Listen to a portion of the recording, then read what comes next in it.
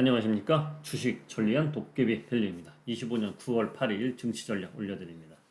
자, 이번 주 증시는 우산도 들고 있고 양산도 다 준비하자 이렇게 올려드렸습니다.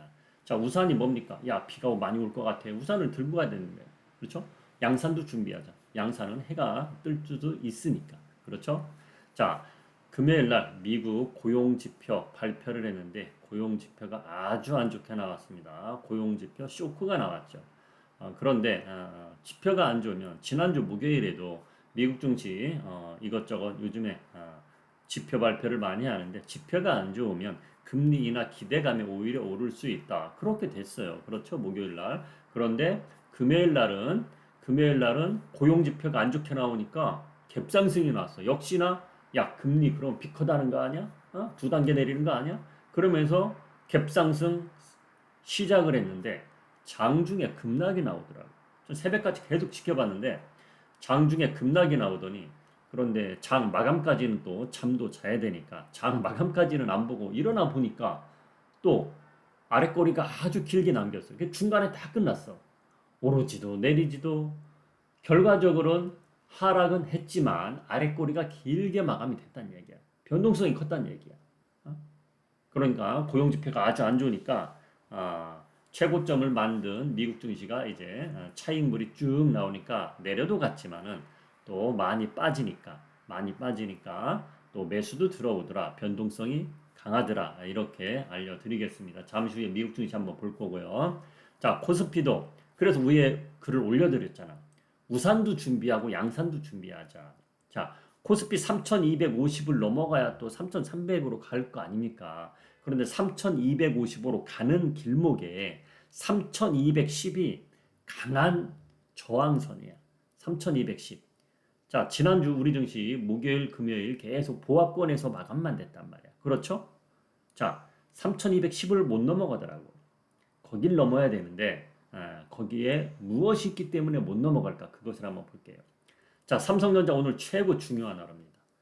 삼성전자가 목요일 날 간신히 7만 원 회복을 했지만 금요일 날 다시 7만 원 밑으로 내려갔어요.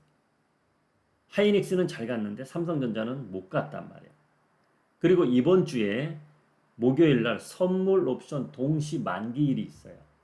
그래서 이번 주는 우산, 양산 다 준비하자 이런 이야기를 해드리는 겁니다. 자, 이런 내용으로 오늘 이야기 이어가겠습니다. 지난주 금요일 날 글로벌 증시를 한번 보겠습니다. 자, 다우, S&P, 나스닥은 약보합이 끝났고요. 자, 다우 0.38, S&P 0.32 하락을 했는데 나스닥 차트를 한번 볼게요. 자, 고용지표는 장 시작하자마자 이제 발표를 한단 말이에요. 10시에 시작을 하잖아. 10시 반에. 그렇죠? 10시 반에 고용지표 발표하고 이제 증시가 시작이 되는데 갭상승이 나왔어요. 자, 15분봉을 한번 보겠습니다. 그렇죠? 갭상승이 나왔잖아. 갭상승 나오자마자 그냥 쭉 내려왔어요. 쭉 내려왔어요. 전 이거 빠지는 거 보고 많이 빠지겠구나. 많이 빠지겠구나. 그랬더니 그랬더니 이렇게 올라가더라고. 그러더니 보합권에 마감이 됐어요. 마감이 됐습니다. 요 흐름이 나오고 대한민국 야간 선물 증시도 쭉 올라가다가 3포인트 가까이 떨어지는 걸 봤는데 새벽에 일어나 보니 보합권으로 올라와 마감이 됐더라. 자, 그래도 변동성이 크다는 얘기예요. 그렇죠? 자, 미국 증시가 이렇게 마감이 되는데 오늘 우리 증시가 어떻게 받아들일지 저는 참 궁금합니다. 자, 시작이 된다면 좋아봤자 보합권 시작이란 말이야. 그렇죠? 보합권 시작에서 어떻게 위로 갈 거냐, 밑으로 갈 거냐, 그건 삼성전자한테 달려있다. 오늘 삼성전자가 그래서 되게 중요하다. 삼성전자한테 호재 뉴스는 있어요. 그 호재 뉴스가 무엇인지는 잠시 후에 보여드리겠습니다. 필라델피아 반도체 지수는 다행히 1.69% 올랐습니다. 1.69%. 왜? 자, 삭스 지수를 구성하고 있는 종목들이 여러 종목이 있는데 그 중에 시가총액이 큰 엔비디아는 떨어졌지만 브로드컴도 시가총액이 작지는 않거든요.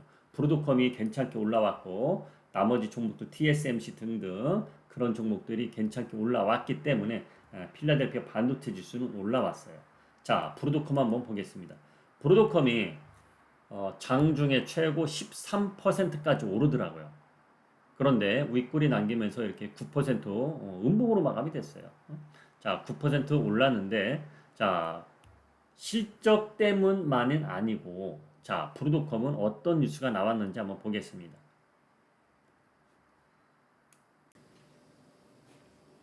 자, 이 내용의 뉴스입니다. 오픈 AI, 자체 AI 칩 생산, 엔비디아 주가는 급락, 브루드컴은 상승. 그렇죠? 자, 브루드컴이 이 뉴스도 나왔기 때문에 실적하고 이 뉴스와 더불어서 더 올라갔다는 얘기야. 자, 오픈 AI는 엔비디아하고 손잡은 게 아니고 브루드컴하고 손을 잡았단 말이야. 그래서 브루드컴이 더 올라갔다는 얘기입니다. 그래서 엔비디아는 떨어지고 있는 거고, 자, 엔비디아는 제가 지지난주에 이런 말을 해드렸죠.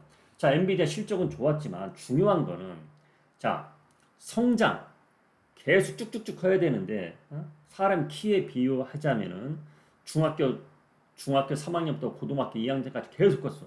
더 이상 안 커. 유지는 되지. 키가 갑자기 줄어드는 건 아니잖아. 그렇지만 고성장은 멈췄단 말이야. 그러면은 주가는 고공행진했던 주가는 어느 정도 쭉 빠집니다. 그 단계에 엔비디아는 간 거예요. 그렇기 때문에 빠지는 거예요. 그래서 서학개미님들이 엔비디아를 많이 사는 거로 알고 있는데 이 대한민국 투자자분들이 좀 급한 면이 있죠. 떨어질 때 사야 된다. 지금 엔비디아 조금씩 떨어지니까 서학개미들이 많이 산다고 하더라고요. 전 솔직히 걱정입니다. 엔비디아 저 같으면 지금 시점에서 안 삽니다. 더 떨어질 때까지 기다립니다. 꼭 참고하시기 바랍니다. 그래서 엔비디아는 빠지고 있지만 다른 반도체 종목들이 오르기 때문에 삭스 지수는 떨어지지 않았다. 그렇게 알고 계시면 될 것 같습니다. 자, TSMC가 3.49% 올랐습니다. TSMC가 오른 이유는 뭐 기술적으로도 올라가는 단계에도 있지만은 그래도 좋은 뉴스가 나온 게 뭐냐? 자, 머스크 테슬라 AI 칩 5 설계 검토 끝내. 이게 TSMC한테 맡긴다는 거야. 자, 그런데 AI6, AI6는 삼성전자한테 맡길 거다. 자, 이거는 이 뉴스는 한 3주 전에도 나왔던 거예요. 그렇죠? 이재용 회장님이 미국을 가면서 머스크를 만났고 받아왔잖아. 그렇죠? 좋은 소식을 받아왔잖아.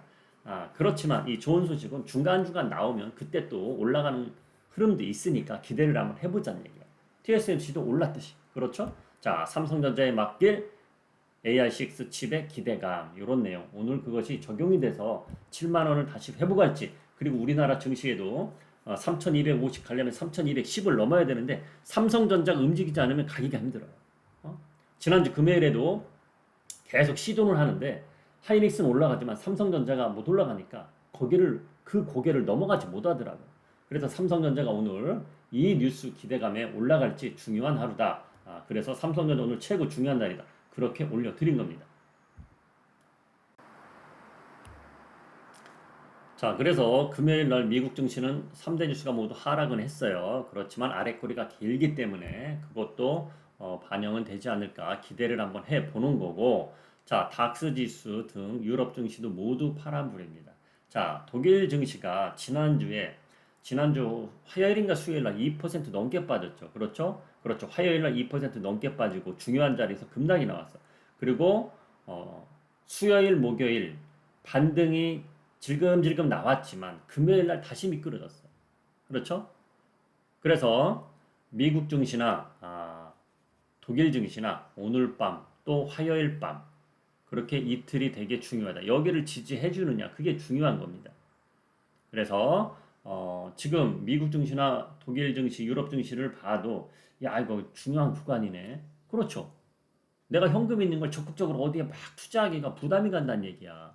그리고 대한민국 증시 이번 주에 선물 옵션 동시 만기일도 있고 그나마 다행인 것은 선물 옵션 동시 만기일을 맞이해서 돈 많은 세력들은 아래보다는 그래도 위를 보고는 있어요. 만기일을 맞이해서 그게 그나마 다행인 거야. 그렇지만 위를 보고 있어도 시장 압력이 아래로 가는 것이 더 강하게 되면은 자기네들도 끌어당길 수는 없거든. 그게 중요한 구간이란 얘기입니다. 그래서 양산, 우산 다 준비하라. 이런 이야기를 해드린 겁니다. 지금 선물 지수입니다. 약보합으로 시작이 됐습니다. 현재 시간 7시 14분입니다. 자, 우리 증시로 넘어갑니다. 자, 삼성전자 수급입니다. 금요일 날 나온 수급이고 그렇죠. 7만 원 위에 올라섰지만 금요일 날 이렇게 미끄러졌고 하이닉스는 반면 잘 갔죠. 하이닉스는 잘 갔습니다. 자, 어찌 됐든 중요한 거는 2주 전에 우리는 삼성전자를 7만 1,500원에 샀다가 7만 1,300원인가 200원대에 팔았어요. 소폭 손해 보고 판 것도 있고 어떤 분은 본전에 팔기도 했고 그 구간에서 제가 매도 신호를 줬기 때문에 그러고 제가 뭐라 그랬죠? 하이닉스 쪽으로 옮겨 탔다 그랬죠. 그게 적중해서 성공을 했어요. 성공을 했는데 그래도 삼성전자가 다시 올라가야 대한민국 증시가 살거든요. 그래서 오늘 삼성전자 되게 중요한 날이고 그렇죠? 되게 중요한 날이고 여러모로 봤을 때 모멘텀이 부족하긴 합니다. 대한민국 증시 모멘텀이 부족하긴 합니다.